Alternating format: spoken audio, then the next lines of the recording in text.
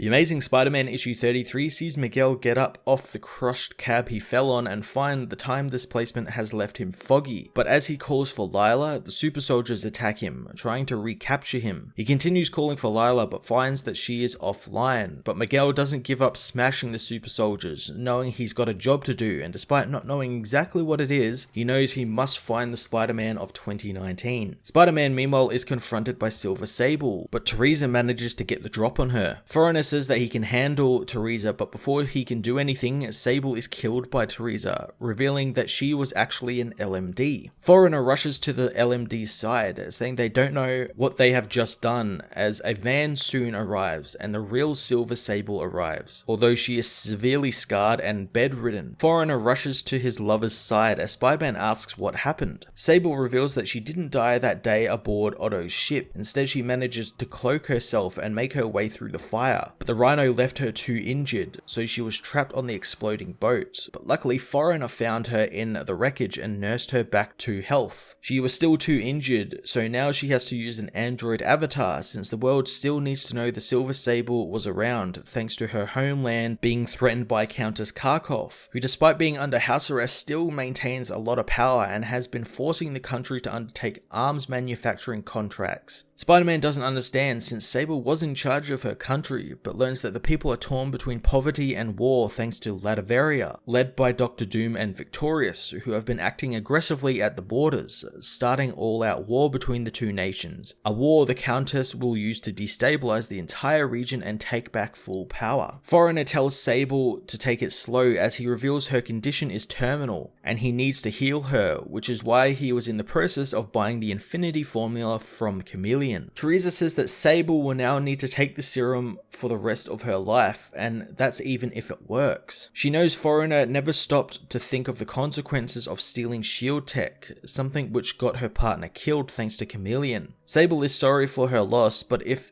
it saves her country, then the price is worth it and she would pay it 1,000,000 times over. Teresa has had enough, taking her leave since Chameleon isn't there, so she leaves it up to Peter to deal with it. Chameleon meanwhile contacts the Countess, telling her that Silver Sable is still alive, but the Countess isn't happy that he gave them the Infinity Formula, but the villain says that he never passes up a chance to profit off both sides. Countess knows that she needs to take back full power quickly, and luckily, Chameleon has just the weapon to help her as well as just the man to help, telling the Countess he's sending the Hitman. Chameleon himself shifts into another form to get to his more bureaucratic work at the UN as Peter races to the Empire University, apologizing for being late to his presentation. Peter joins Jamie on the stage with Kurt, and Jamie begins their presentation, scanning Peter with his Spiderware watch, reassuring them that the data he just took was immediately encrypted and deleted. He tells the students to open the pieces of paper he gave them at the beginning of the lesson, and on the paper is every little detail about Peter, down to what he specifically was wearing at that moment. Kurt wants to know how they did that, and Jamie says that it was thanks to Kurt's talk about unintended consequences of today's innovations. And with that idea, he started to think about the eventualities to a situation, and it led him to create the Clairvoyant, a device that peers into the infinite multiverse and sifts through all the choices that have happened and looks for commonalities, giving him the likelihood of them happening. The problem is the reach right now is small thanks to it needing a lot of power, but this could be a game changer in the science world. At the UN, the UK brings up allegations against Latveria during an emergency session, claiming that the dictatorship is trying to start a war. The disguised Chameleon tells the UN floor that immediate action has to happen, as the Latverian delegate tells them to stop this since they cannot be allowed to insult his homeland. The delegate takes to the stage, saying that Latveria now answers these infantile claims as Dr. Doom arrives. Above Doom outside, Hitman, equipped with his special weapon Chameleon gave him, targets the nation's leader, ready to take him down. The Amazing Spider-Man issue 33 was a great beginning to the Spider-Man 2099 story, and also Peter's new problems thanks to this new Clairvoyant device. I love the idea behind the device, but I can definitely see it blowing up in Peter's face and possibly leading to the chaos no doubtedly tied to Miguel's destroyed future, and it could possibly even be the reason he came back. Sable and Foreigner's story is also surprisingly great as well, and I enjoy that it's tying in big threats like Doctor Doom to the story, since Doom is obviously a big threat in 2099 and tied in with that story. So again, it's tying all these stories that couldn't necessarily be together. That's a lot of stories to balance. Nick Spencer is doing a great job and making it a really fun and compelling read. I'm going to give this issue a 9 out of 10.